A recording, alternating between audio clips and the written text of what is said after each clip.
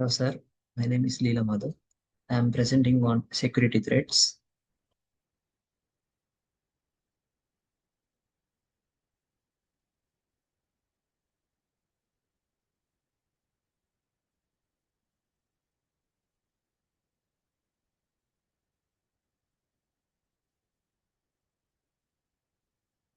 So today I am going to talk about how we can detect security threats using Jenkins log data.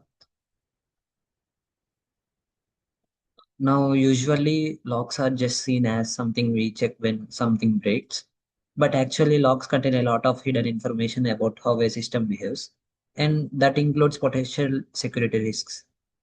In Jenkins, every build generates logs, and those logs tell us what happened, when it happened, and how the system behaved.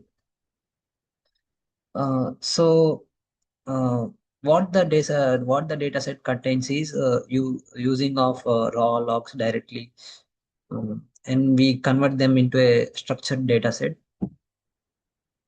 This data set includes things like stage, duration, CPU usage, memory usage, and queue time. So let me explain this simply. Duration tells how long a build took. Status tells whether it passed or failed. CPU and memory show how much system resource was used. Queue time shows how long the job had to wait. Yeah, here we can.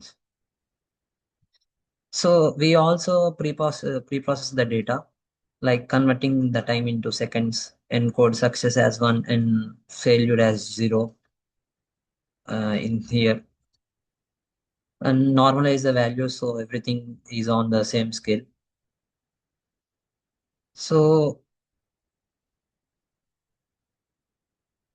the this step is very important because without clean data we cannot detect anything meaningful. So why logs are important for security? Um, Now the interesting part is these values don't just describe performance; they also reveal behavior. And security problems are basically abnormal behavior. So if something unusual happens in these values, it can indicate a threat. So these are the types of security threats. Let's look at some real threats. So the first one is unauthorized access. If bills are triggered at unusual times or too frequently, it might mean someone is using the system without permission.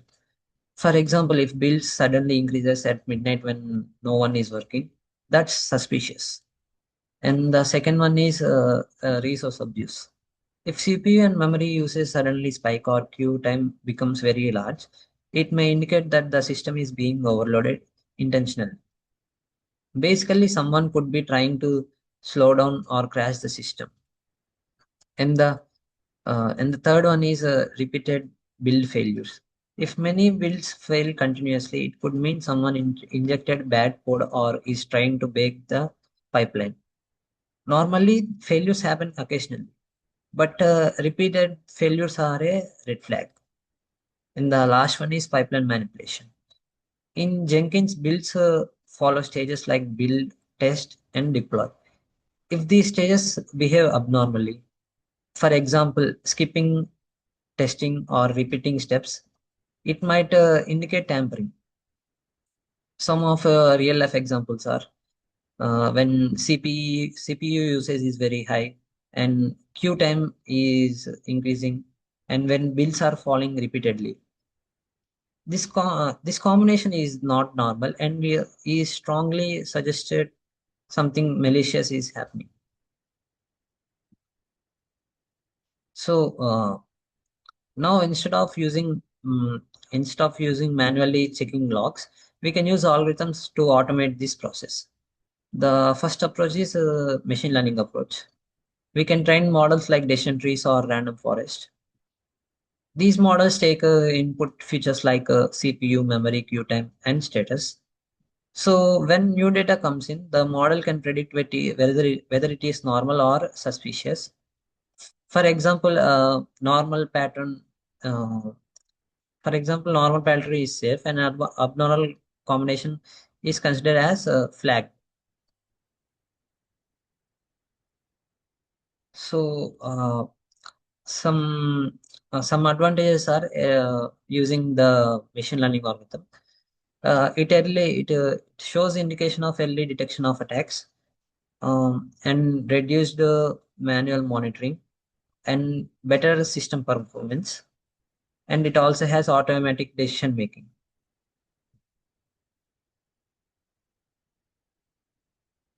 So to conclude, Jenkins logs are not just for debugging; they can be used as powerful tool for security analysis.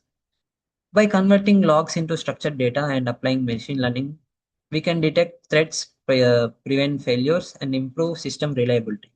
This helps us build smarter and more secure CI/CD systems. Thank you.